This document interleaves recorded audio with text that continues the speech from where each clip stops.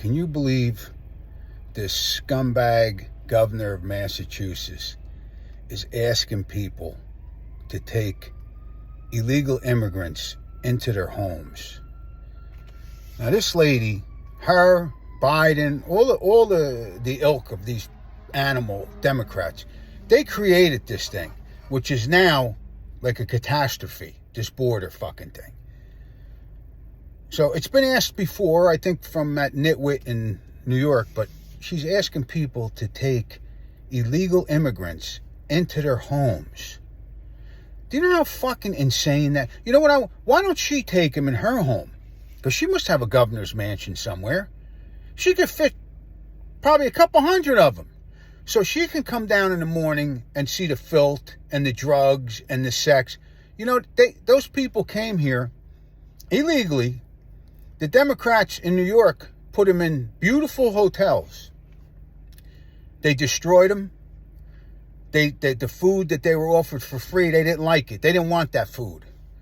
The fucking rooms were trashed. There was assaults. There was rapes. They were assaulting the people that run the hotel. They left it like a fucking shithole. And when they told them to leave, they said, no, we're not leaving. So that brings me to this. You bring, especially if you have kids, to have illegal immigrants, you'd be out of your fucking mind. But you bring these illegals into your, and there'll be some fucking idiots that'll do it. I know there is.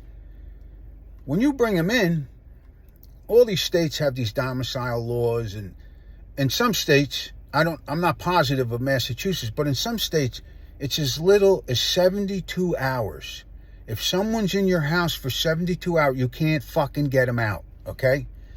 It becomes a legal matter. You know, a lengthy court battle, you probably get them out. But the point is once they come in, those illegals are going to own your fucking house. It ain't yours no more.